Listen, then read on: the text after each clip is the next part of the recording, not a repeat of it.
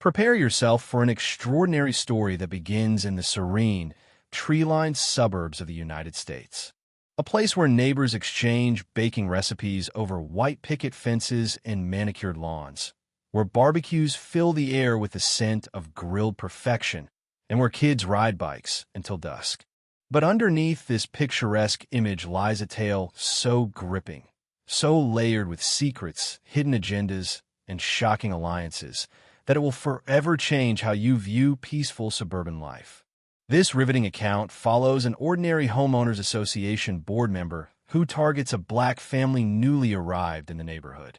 Unbeknownst to her, her actions will set off a chain of events so intense that the Secret Service will be forced to intervene. But before we dive deep into this dramatic saga, if you're new here, don't forget to subscribe and hit that notification bell so you never miss a powerful story like this. And if you're as intrigued as I am, let me know. Press 1 if you enjoy this story, 0 if not. Your feedback helps me bring more impactful and meaningful tales to light. The Reed family's new beginning. Jamal Reed and his wife, Tasha, were overjoyed when they found their dream home in the suburban town of Brookstone Hollow. Spacious rooms, a sprawling backyard for their 2 lively children, and a neighborhood that radiated warmth. It was everything they'd hoped for after leaving the city behind. They envisioned a new chapter where their kids could ride bikes freely, where family dinners would be serenaded by crickets instead of sirens, and where they could finally plant roots. But on moving day, a subtle disquiet hung in the air. Standing stiffly by the curb was Patricia Langford, the HOA president. Dressed in an impeccably pressed blouse, arms folded tightly over a clipboard, Patricia looked every inch the embodiment of suburban order. Jamal thought at first that she was merely there to extend a neighborly welcome. That illusion shattered quickly. With a polite but strained smile, Patricia introduced herself. Her handshake with Tasha was brief and reluctant, as though physical contact was an imposition. Almost immediately, Patricia launched into a dizzying speech about the HOA's regulations, details ranging from mailbox placements to the precise shade of white allowed for window trims. Her eyes darted suspiciously toward the moving truck as if expecting to find something illicit. Tasha's pulse quickened. Surely, they'd read these regulations on the HOA website. Why the overemphasis? Why now? As they were juggling boxes and comforting their excited children. Their real estate agent, Clara James, soon arrived with their final paperwork. "You're going to love it here," Clara said, though her glance at Patricia suggested apprehension. Jamal and Tasha exchanged a look. Something about Brookstone Hollow was off. They had no idea how dark things were about to become. The unease grows. Within the first week, strange things began to happen. Their mail was delayed, packages vanished from their doorstep, and when they walked their dog, some neighbors stared in silence. Others, like the elderly Henderson couple next door, offered cookies and warm smiles, but many residents acted as if the Reeds were invisible. One afternoon, Tasha overheard 2 women whispering as she walked past. "Must be renters," one woman muttered. "I just hope the HOA deals with them," the other replied. Tasha's stomach churned. She had hoped Brookstone Hollow would be different, but the undercurrents of racial tension felt all too familiar. That evening, Patricia knocked on their door. "We've received noise complaints," she announced, her tone clipped and formal. Jamal frowned. They hadn't even hosted a gathering yet, unless the sound of their kids laughing in the backyard counted. Patricia rattled off supposed infractions: excessive lawn decor, bikes improperly stored, and a violation concerning their window curtains. "Our curtains," Tasha repeated, bewildered. "They're the same ones from our old house." Patricia's eyes gleamed with a smug satisfaction. All visible home decor must comply with the HOA aesthetic guidelines. As she turned and left, the Reeds stood in their living room, feeling a cold dread.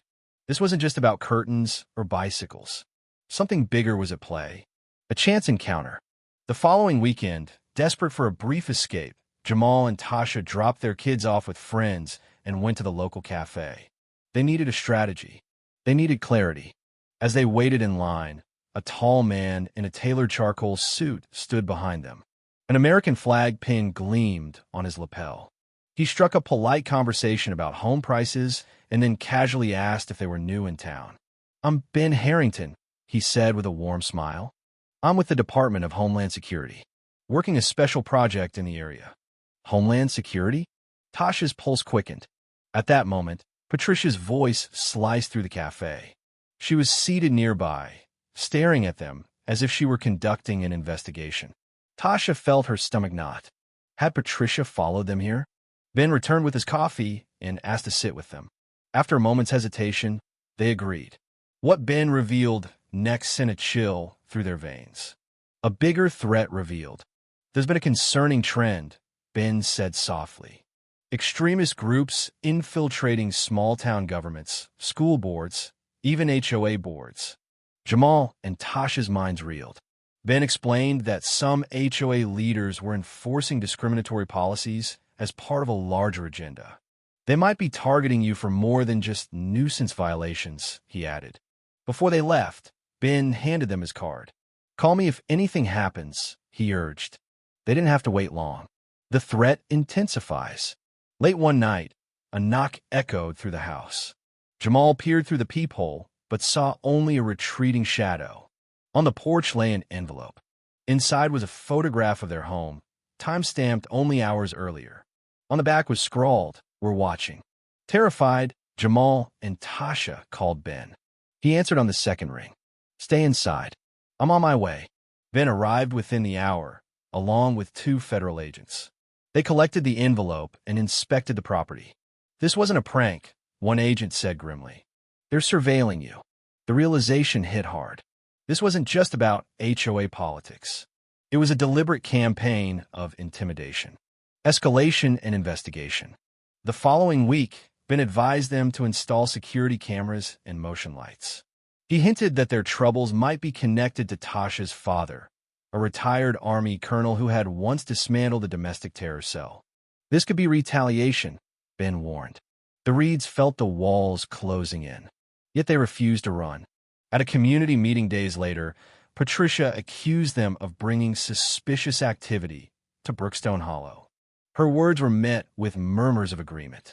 But then, Ben arrived, accompanied by 2 plainclothes agents.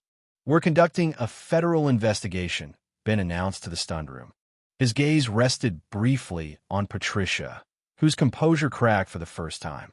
The truth unfolds. Soon after, Tasha received an anonymous email. Inside was a trove of HOA documents, financial records, internal emails, and references to something called Operation Clean Sweep.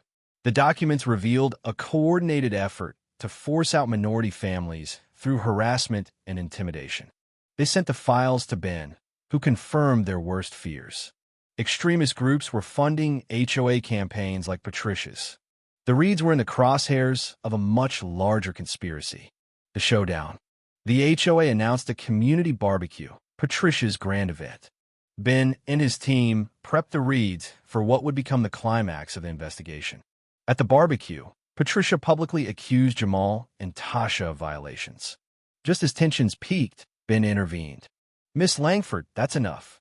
Federal agents swarmed the park. Secret Service SUVs arrived.